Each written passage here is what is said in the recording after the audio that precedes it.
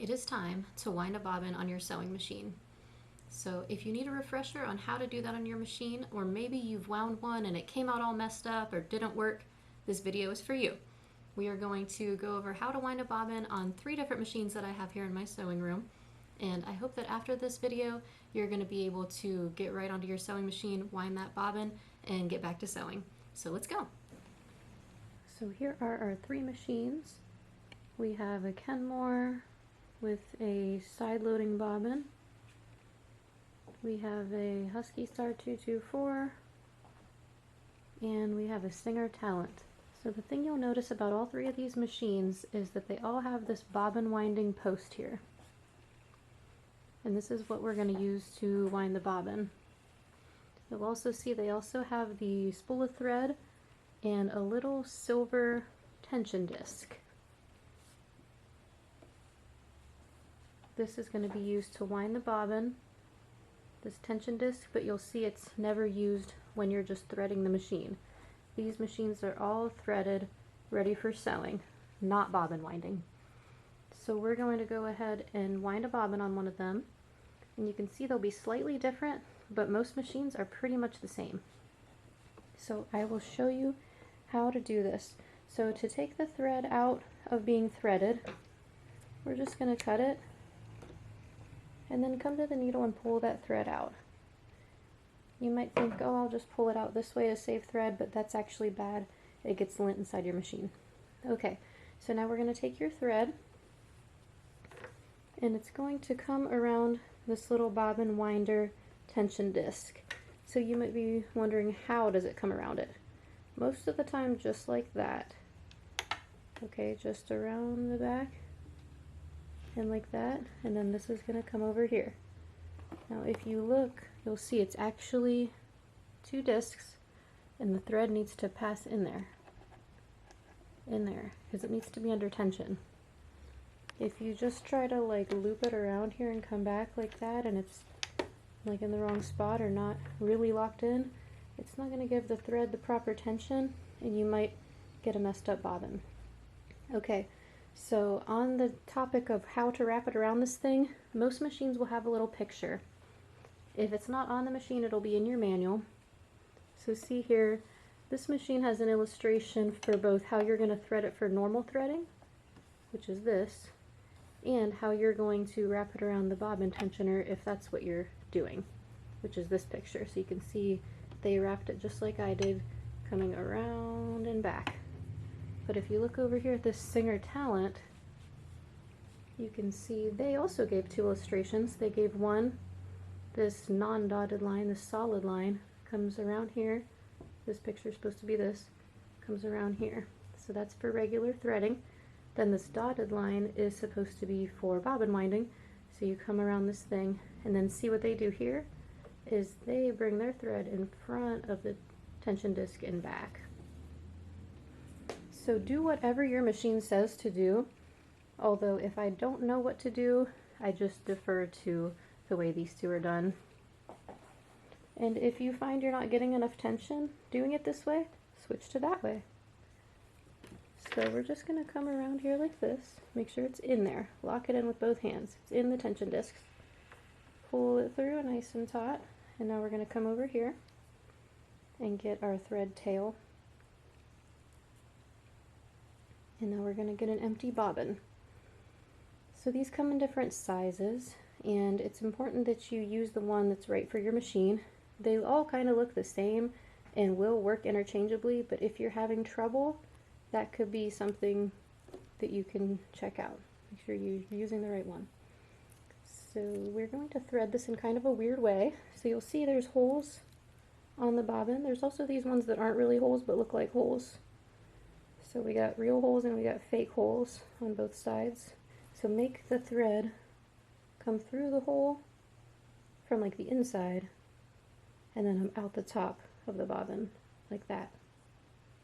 Okay, and then take the bobbin, pull that tail all the way through so it's taut, and you have the hole with the thread on the top, and then just put that onto the little post. So normally it starts out over here. So put that on the little post, click it down, pull that tight. So now you'll take this little post and push it over. When you push that post over, that tells the machine when you hit the pedal, don't sew using the needle, do this winding. Some machines also take a second step like this one does right here. So you also have to take this flywheel and pull it out to disengage the clutch to further tell the machine not to sew when you hit the pedal, to only do this.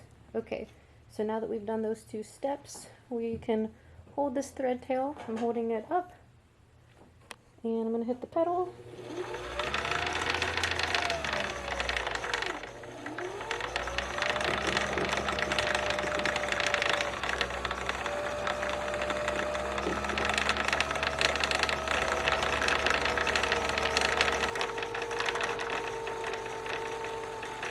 Okay, that looks like plenty, so I'm going to stop. If you didn't want to stop and you wanted to fill it all the way, the machine will actually stop once it fills. Okay, so this looks like a very properly wound bobbin. If you watched it, this thread went up and down so that it filled the bobbin evenly. Sometimes they don't come out even like this, and those can give you trouble.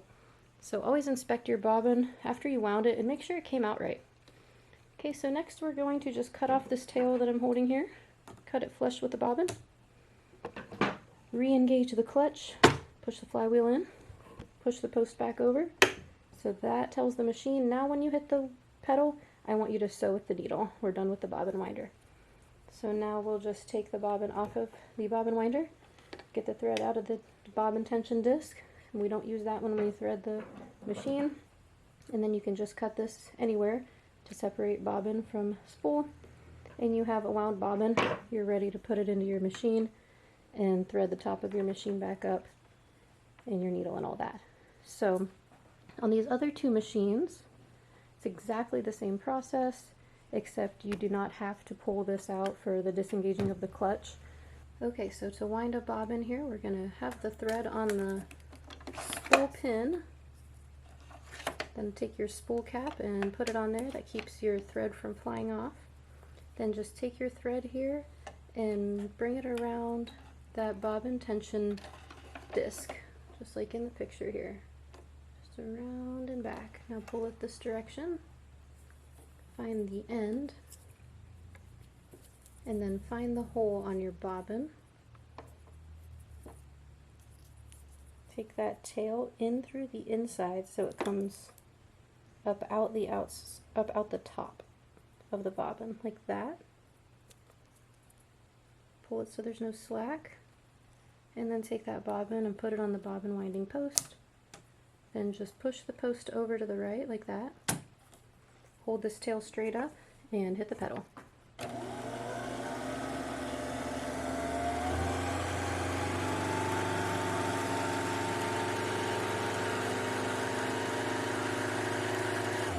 Okay, that looks good. I'm going to stop it right there, but if you wanted to fill it all the way up, the machine will stop when it's full. So now we're just going to cut that tail flush with the bobbin, push this back over, take it off of the post, take the thread out of the bobbin tension disc, and then just clip it anywhere. Same thing for this one, but again they're saying to come around the tension disc in a little bit of a different way. So they're saying to come under this guide, and then you can see their picture here shows the thread is coming in front of the tension disc like that and back. So whatever your machine says to do, but I don't think it's that imperative, and I think it'll pretty much work either way. So, and then same thing, you would bring it over here, and there's a picture of how you bring the thread up out of the top of the bobbin. Then you would place your bobbin here, push that post over, and then it's ready to hit the pedal and it will wind. Here's an example of a badly wound bobbin. You can see it's already pretty much empty at the top here, but it's unevenly stacked at the bottom. So this one is not wound evenly. So this causes a problem sometimes. And it also is never good when the inner string that you had coming out of the hole comes in and starts tangling with the outer one. So sometimes it's best to just start over with these badly wound bobbins, especially if you're getting trouble with your stitching. Reasons for why your bobbin tension could be bad: you didn't really get it in the tension disc, or maybe you were holding it weirdly when you were holding the tail up, maybe you were pulling it in some way, but just monitor it as it does it, and it should fill it evenly. And if it doesn't, you can try getting more tension on it by wrapping it a different way here, or you can even hold it with your fingers like this, making sure you don't change the direction of it, but you can just hold it to give it a little more tension as it winds. So that is how you get beautifully wound bobbins. I hope that was helpful for you guys. And until next time, happy sewing. Please like and subscribe.